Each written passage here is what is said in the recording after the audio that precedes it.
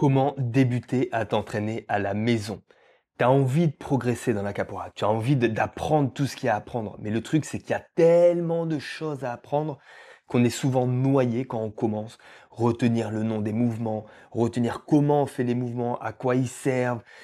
Et généralement, on est noyé sous une pluie d'informations. Dans cette vidéo, on va faire un petit peu le tri. Tu commences la capo, tu as 40 ans, il va falloir que tu te concentres sur certaines choses pour pouvoir aller plus vite, plus loin et surtout en toute sécurité sans te cramer dès le début, tu vois. Parce qu'on va éviter tout ce qui va être blessure, tout ce qui va être douleur inutile. Donc on va se concentrer sur des choses qui vont être pertinentes, mais qu'est-ce qui va être pertinent? Ce qui va être pertinent pour le moment, c'est des choses, c'est des éléments, c'est un entraînement qui va te permettre de pouvoir mieux jouer et de pouvoir augmenter ton niveau de confiance en toi. C'est hyper important parce que tu as dû t'en rendre compte, au moment où il y a la ronde, bah, c'est difficile de rentrer parce que tu comprends pas forcément ce qu'il y a dedans. Je vais t'expliquer très rapidement comment tu peux voir le jeu de capoeira. Le jeu de capoeira, c'est un dialogue, c'est une conversation dans lesquelles on va poser des questions et dans lesquelles on va amener des réponses. Et au fur et à mesure, on va pouvoir rajouter des nuances. On va peut-être être un petit peu taquin et là, ça va être les moments où on va bloquer, on va marquer, on va montrer un déséquilibrant ou on va vraiment le faire quand on monte en niveau. Tout ça, ça peut ressembler à un dialogue, à une conversation. Maintenant, cette conversation-là, dans le jeu de capoeira, tu peux catégoriser les mouvements que tu as. Les mouvements d'attaque, les mouvements de défense, les mouvements de déplacement, les mouvements déséquilibrants, les mouvements acrobatiques et les mouvements de feinte et d'expression. Pour le moment, quand on débute la capoeira, il y a uniquement trois éléments, trois catégories qui vont nous intéresser. Les mouvements d'attaque, les mouvements de défense et les mouvements de déplacement. Juste avec cette combinaison-là, tu peux avoir des jeux hyper intéressants. Mais surtout, tu vas t'enlever énormément d'informations qui créent un brouillard, qui créent un surplus et dans lequel tu te noies. C'est là où il faut vraiment mettre de côté dans un premier temps tout le reste, tout ce qui va être déséquilibrant, acrobatie, mouvement de feinte et d'expression, ça on va les laisser de côté et on y reviendra plus tard. D'abord, il nous faut des bases solides. Une fois que tu comprends que dans le jeu de capoeira, tu as ces catégories de mouvements-là, déjà tu vas pouvoir jouer de plus en plus avec de la confiance en étant rassuré parce que tu comprends un peu les tenants et les aboutissants. Quand on nous donne un coup de pied, c'est une question. Et il va falloir que je réponde attaque, il faut que je réponde avec une défense.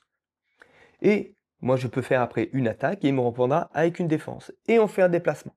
Le jeu doit être simple au début et tu dois prendre de l'expérience là-dedans. Généralement, on veut aller trop vite, trop loin, caler des enchaînements et compagnie. Ça ne marche pas au début. On n'a pas assez encore d'expérience pour pouvoir dérouler, par exemple, toute une séquence qu'on a vue à l'entraînement de façon continue de A jusqu'à Z.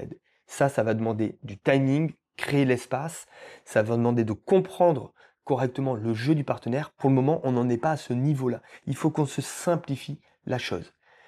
Dans tes entraînements, il va falloir que du coup, tu travailles ça.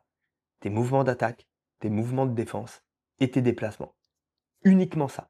Ton job, pour le moment, au début, c'est juste de renforcer ces trois catégories de mouvements. Tu peux te prendre des mouvements d'attaque. Tu te fais par exemple un entraînement. Tu dis pendant 10 minutes, je travaille mes mouvements d'attaque. Mouvement d'attaque, moi je te conseille de commencer par 4 coups de pied. La meia lua de French, tu sais, c'est le coup de pied où on lève et on passe ici. La quechade, c'est l'inverse où on ouvre la jambe vers l'extérieur. Armade, c'est la même chose que la quechade, mais en faisant un tour avant, c'est le coup de pied retourné. Et la meia lua du compas, c'est le coup de pied avec les mains par terre.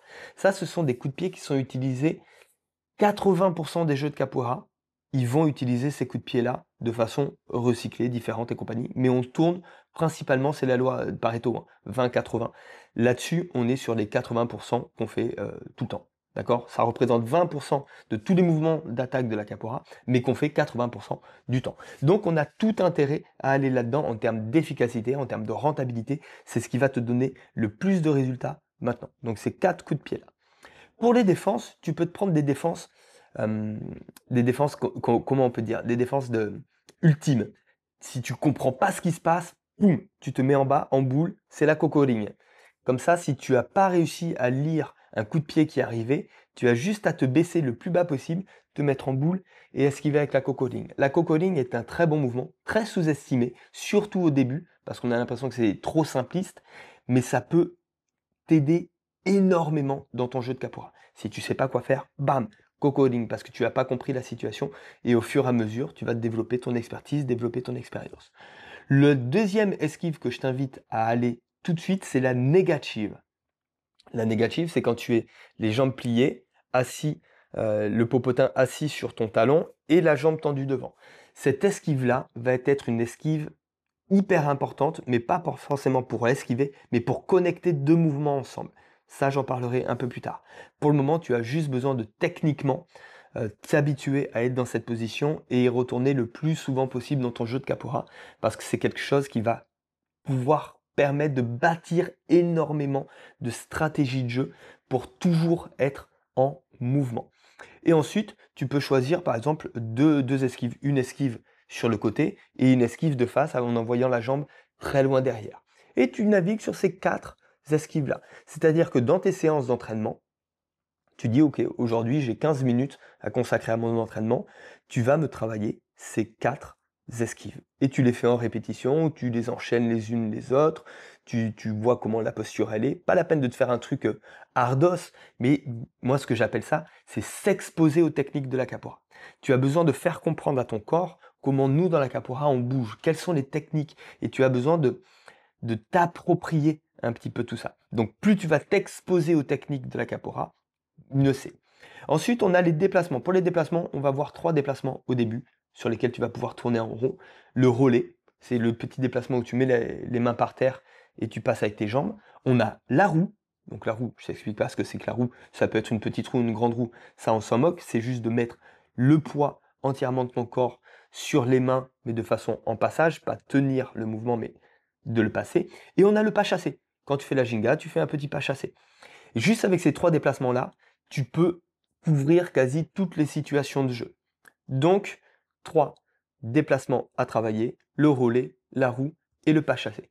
Avec ça, tu es à l'aise. Donc pareil, séance d'entraînement, aujourd'hui c'est déplacement, tu me fais ces 3 trucs en boucle pour vraiment t'approprier corporellement et mentalement ça. Tu peux également envisager après de te dire, ok, c'est une espèce de séance ultime dans laquelle tu vas prendre un mouvement d'attaque, un mouvement de défense et un déplacement. Dans n'importe quel ordre, ça marche dans n'importe quel ordre. Tu peux faire défense, attaque, déplacement, déplacement, défense, attaque.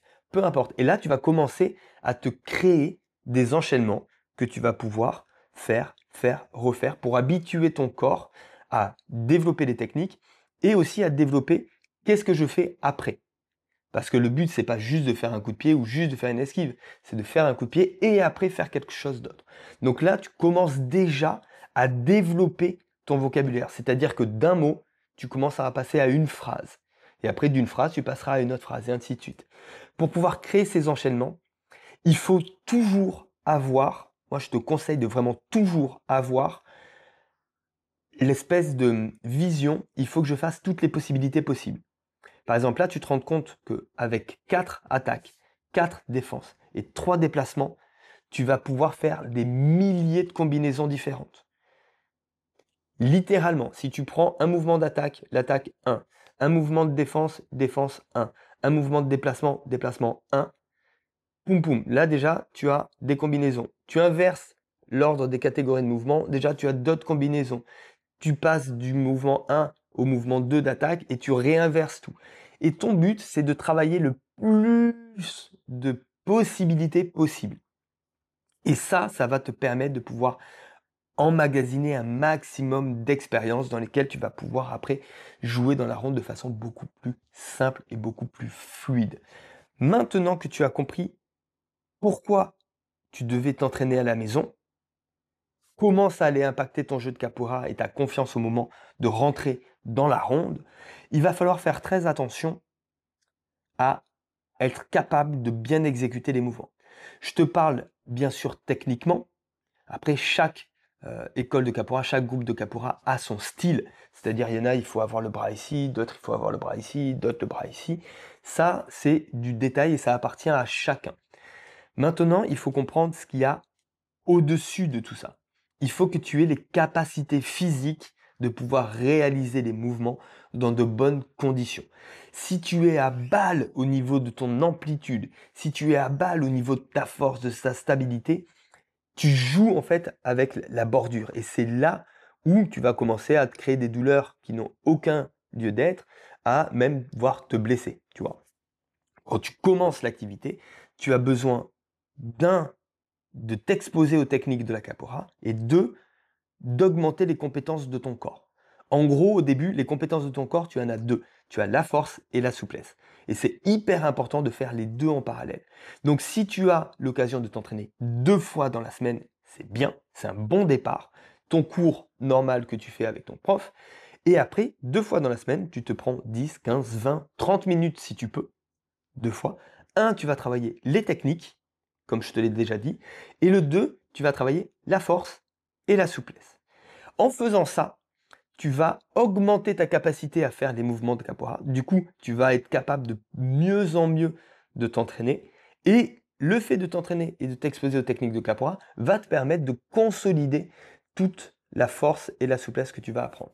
Donc, pour pouvoir t'entraîner à la maison, tu as ce schéma-là qui marche très bien, surtout sur les premiers temps, tes premières années de capoeira, où il va falloir que tu augmentes ton niveau de force, que tu augmentes ton niveau de souplesse et que tu t'exposes au maximum aux techniques de capoeira. Ça, c'est vraiment la base de l'entraînement si tu veux pouvoir progresser en toute sécurité et surtout progresser à un bon rythme, tu vois. Avoir quelque chose qui est structuré et qui va aller vraiment dans la direction. Tu vas être de plus en plus à l'aise dans ton corps. Physiquement au quotidien, c'est toujours cool. Tu vas être de plus en plus à l'aise dans ton cours de capoeira, dans la rod de capoeira, parce que tu sais ce qu'est un jeu de capoeira, c'est le dialogue, qu'il y a des catégories de mouvements et que au fur et à mesure, tu t'exposes de plus en plus aux techniques de la capoeira. Au début, tu réduis et au fur et à mesure, tu vas prendre, piocher toutes les techniques, tous les mouvements que tu peux faire, tu vas essayer de les faire. Même si c'est des mouvements que tu feras jamais de ta vie, il faut quand même essayer de les faire. Il faut exposer et habituer ton corps à la façon de bouger qu'on a dans la capoeira. Donc, si tu veux aller un peu plus loin dans ce process, si tu sais pas par exemple comment développer ta force ou ta souplesse, j'ai ouvert ce qu'on appelle le petit Quilombo. Le petit Quilombo, c'est une petite plateforme dans laquelle tu vas avoir 2 routines. Une routine de mobilité et une routine force-souplesse dans lesquelles tu vas pouvoir justement euh, ouvrir ta vidéo et me suivre, faire les entraînements, faire les mouvements qui vont pouvoir te développer toutes tes capacités corporelles pour pouvoir être capable après d'alimenter tes techniques, la rod, tout ça. Ça, on en a déjà parlé. Si tu veux en savoir plus, c'est gratuit. C'est dans le lien qu'il y a dans la description. Donc moi, je t'invite à rejoindre tes routines pour pouvoir avoir une structure d'entraînement là-dedans. Si tu as la moindre question, c'est dans les commentaires. Je réponds à tout le monde. Sinon, je te souhaite un bon entraînement, le meilleur pour toi. Des bisous dans ton cœur. Ciao!